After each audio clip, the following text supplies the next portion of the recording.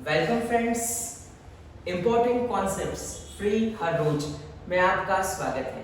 दोस्तों मैं लेकर आया हूं आपके लिए concept number 6, simple general entries with the application of modern rules. दोस्तों पिछले कॉन्सेप्ट नंबर 5 में हमने देखा था कि कैसे हम ट्रेडिशनल रूल्स को अप्लाई कर रहे थे। आइए दोस्तों, जनरल यानी कि प्राइमरी रिकॉर्डिंग की सबसे पहली बुक मेमोरेंडम बुक के बाद तो सबसे पहली ऑफिशियल बुक जर्नल में जनरलाइजिंग कर रहे हैं दोस्तों आप मेरे साथ। और ये ध्यान रखेंगे कि आज हम एंट्रीज तो सिंपल होगी लेकिन रूल्स मॉडर्न होंगे, और मॉडर्न रूल्स आपको मैं पिछले कंसेप्ट्स में भी बता चुका हूँ। तो दोस्तों आइए हम सबसे पहले तो फॉर्मेट बना लेते हैं जर्नल एंट्रीज का। तो दोस्तों जब भी हम फॉर्मेट बनाएंगे तो सबसे पहले लिखेंगे in the books of Messrs student limited. अब हम देखेंगे कि जो इनकी बुक्स में हम एंट्री कर रहे हैं वो क्या है बेटा, वो है जर्नल एंट्रीज। फिर हम क्या देखेंगे, हम सारे फॉर्मेट खींचेंगे, डेट वाइज एंट्री जब भी हमने करी, फिर पर्टिकुलर्स कैसी करी और क्या विवरण है उसका, फिर लेजर फोलियो और डेबिट अमाउंट और क्रेडिट अमाउंट इन रुपीस, क्योंकि हम इंडिया में है। अब देखिए यहाँ पर पिछली क्लास में मैंने सबके बारे में बताया था लेकिन एलएफ के बारे में नहीं बताया था, तो वो आज के लिए बताया था। एलएफ मतलब लेजर फोलियो। लेजर फोलियो का मतलब होता है खाता पृष्ठ संख्या। मान लीजिए जनरल एंट्री आपने यहाँ पर जो करी है इसकी लेजर पोस्टिंग हुई होगी, जो आप बाद के कंसेप्ट में समझेंगे। वो लेजर पोस्टिंग पर इस जर्नल एंट्री किस नंबर पे लेजर में गई है उसे ही हम कहते हैं एलएफ लेजर फोलियो। ये आज का ब्रह्मास्त्र कॉन्सेप्ट है। आइए देखिए, अब हम बात करते हैं कि हम मॉडर्न रूल्स को कैसे अप्लाई करेंगे। हमारे पास एंट्री है जैसे कि गुड्स सोल्ड फॉर कैश ₹20,000। अब ट्रेडिशनल रूल से तो फटाफट आपको पता है कि भैया सेल्स रियल है, गुड्स रियल है और कैश अकाउंट रियल है, तो जो आ रहा है उसे डेबिट करो, जो जा रहा है उसे क्रेडिट करो।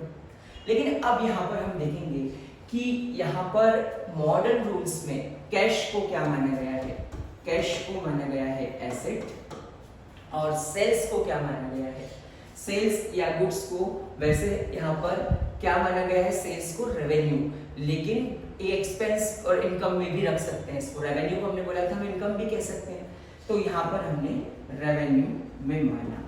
अब देखिए ये दो मॉडर्न रूल्स के हिसाब से हमारी ये एंट्री पास होगी मेरे दोस्तों। दो मॉडर्न रूल्स के हिसाब से हम जानते हैं एसेट का रूल क्या है, बताइए। एसेट और एक्सपेंस का सेम होता है ना, एसेट और एक्सपेंस का सेम होता है। तो एसेट का रूल क्या है, एसेट इंक्रीज हुई तो डेबिट करो, एसेट डिक्रीज हुई तो क्रेडिट करो। और रेवेन्यू का रूल क्या है, रेवेन्यू इंक्रीज तो क्रेडिट और रेवेन्यू डिक्रीज तो डेबिट, है ना। तो आइए यहाँ पर अपन देखते हैं सेल्स। सेल्स में इंक्रीज हुआ है या क्रेडिट हुआ। अगर गुड सेल हुई है तो सेल्स रेवेन्यू में इंक्रीज हुआ है या डिक्रीज हुआ है, रेवेन्यू में इंक्रीज हुआ है। और एसेट हमारी कैश है, तो बताइए कैश डेबिट होगी या क्रेडिट होगी, कैश में इंक्रीज हुआ है या डिक्रीज हुआ है। तो हमको यहाँ पर इंक्रीज और डिक्रीज से मॉडर्न रूल्स का एप्लीकेशन देखना होगा। देखिए सेल्स है हमारे पास और सेल्स हमारे पास गुड्स आया या गया, सेल्स में क्या हुआ है, इंक्रीज हुआ है या डिक्रीज हुआ है, ये ध्यान रखना है हमको। तो एंट्री क्या पास होगी, देखिए entry goods sold for cash, तो कैश अकाउंट होगा डेबिट, क्योंकि एसेट्स में क्या हुआ है, इंक्रीज, एसेट्स में क्या हुआ है, इंक्रीज, और रेवेन्यू में भी क्या हुआ है, इंक्रीज। तो अब हम सेल्स को क्या कर देंगे, सेल्स को हम कर देंगे क्रेडिट। यहाँ पर हम सेल्स को कर देंगे क्रेडिट, क्योंकि याद रखिए ये दोनों ही मॉडर्न रूल्स के कंसेप्ट है, और इसके हिसाब से हम इंक्रीज और डिक्रीज को देखकर ही एंट्रीज को रिकॉर्ड करते हैं। तो ये मॉडर्न रूल्स है। अगर ये ट्रेडिशनल रूल से होता तो इसके पिछले कंसेप्ट नंबर 5 में क्या होता मैं आपको बता चुका हूं।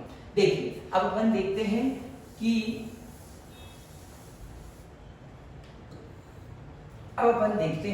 कि परचेज गुड्स ₹20,000। अब मुझे बताइए यहाँ पर दो चीजें हैं, एक तो परचेज गुड्स हुआ है ना, और फिर उसके बाद एक और चीज है कि यहाँ पर आपने क्या किया है, यहाँ पर आपका कैश जो है वो एक एसेट है, परचेज करोगे तो कैश दोगे, तो कैश में एसेट में क्या हुआ, कैश में एसेट में डिक्रीज हुआ, और परचेज एक एक्सपेंसेस हम उसको मान सकते हैं, है ना। तो इसमें क्या हुआ, इसमें हमारा खर्चा बढ़ गया, ठीक है। तो अब आपको ध्यान रखना है कि परचेज गुड्स ₹20,000 में मॉडर्न रूल्स के हिसाब से एंट्री क्या होगी, एंट्री होगी purchase account debit, purchase account debit to cash account, क्योंकि एसेट में इंक्रीज हुआ और एक्सपेंसेस में भी यहाँ पर क्या हुआ है, इंक्रीज हुआ है, इसलिए हम इसको डेबिट करेंगे। तो मॉडर्न रूल्स को एक बार हम रिवाइज कर लेते हैं। बेटा अगर एसेट में इंक्रीज तो क्या करोगे, डेबिट, एसेट में डिक्रीज तो क्या करोगे, क्रेडिट, और अगर लायबिलिटीज में इंक्रीज तो क्या करोगे, क्रेडिट, और लायबिलिटीज में डिक्रीज तो क्या करोगे, डेबिट। और याद रखिए कैपिटल में इंक्रीज तो क्या करोगे, डेबिट, सॉरी कैपिटल में इंक्रीज क्या होगा, क्रेडिट, और कैपिटल में डिक्रीज क्या होगा, डेबिट।